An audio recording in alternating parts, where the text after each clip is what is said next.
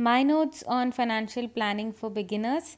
I was not a very good financial planner, but I thought I should definitely record my observations and my learnings to make a note of the mistakes I've made and probably suggest something for beginners as such.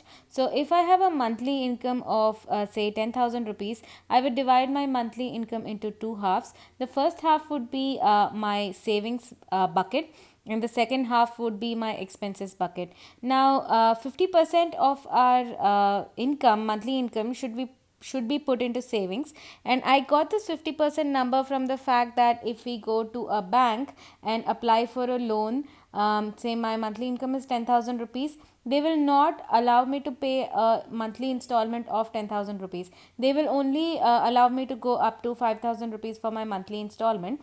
That's because they feel that 50% of my income is necessary for me to meet my day to day expenses. And so, going by that logic, I've said that 50% of my monthly income should be in my savings. Now, even within savings, in that 50%, I'd like to divide that into two halves. The first half would be savings that can be liquidated easily, and the second half could be savings that cannot be liquidated easily, possibly long term investments. Now, depending on the absolute value of this savings amount, I would further divide this distribution between liquid and long term investment into 50-50 if my savings amount, the absolute amount, is low, or if the savings absolute amount is pretty decent, I would keep a little proportion for liquid money and keep a large proportion for long term investment.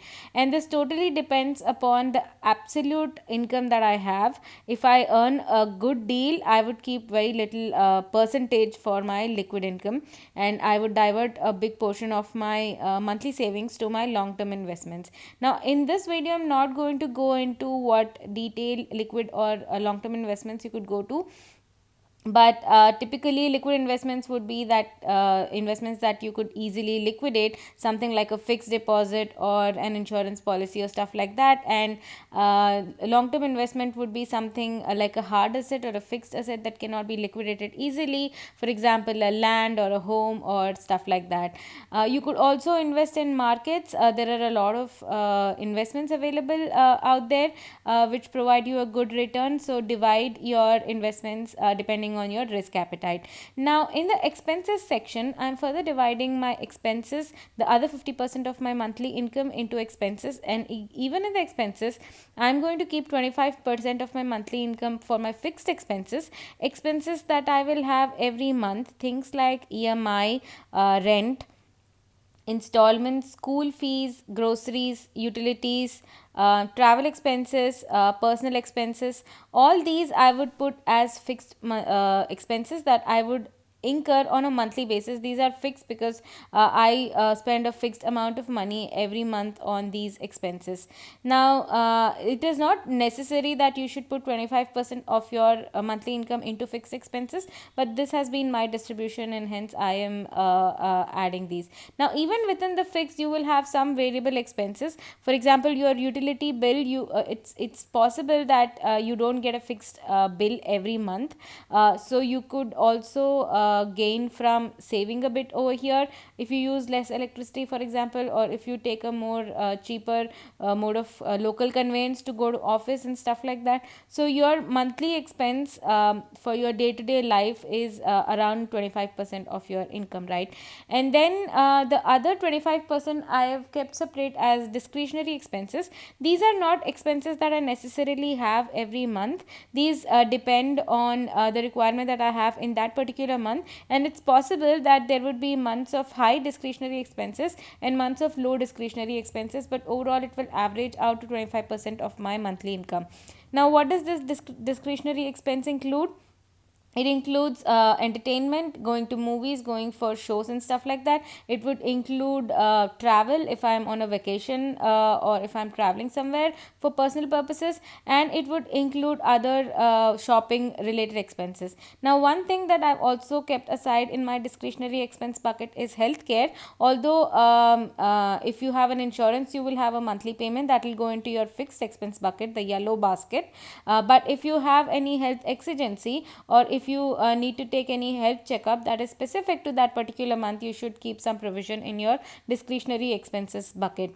Now, again, you can save on healthcare if you plan your healthcare expenses in advance and ensure that it's a fixed expense, but always keep a bit of money ready to be spent on any untoward incidents that you might have.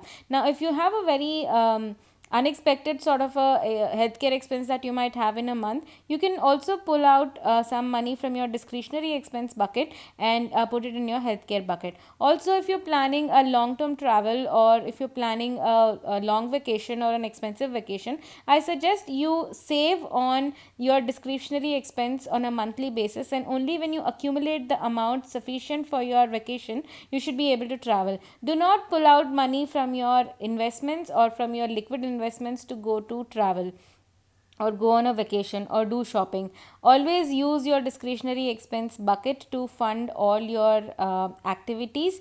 Your savings and your investment should not be touched unless you're making a long term investment. Your discretionary expenses should be sufficient to fund whatever hobbies, shopping, travel, gifting, sort of activities that you might want to undertake, right? And it would also benefit you to make a plan in advance of what type of annual discretionary expenses you would want to have, and that would help you plan out what monthly expenses you will have to bear. I hope that this sort of an arrangement will help you plan your savings on a monthly basis easily. This is something that I've followed, and I feel this is very simple and easy to understand, and very simple and easy to execute as well. 50% for savings, 25% for monthly fixed expenses, and 25% for discretionary expenses, and everything needs to be planned in advance to ensure that we are in a safe zone. I hope you like this video, and see you later. Bye.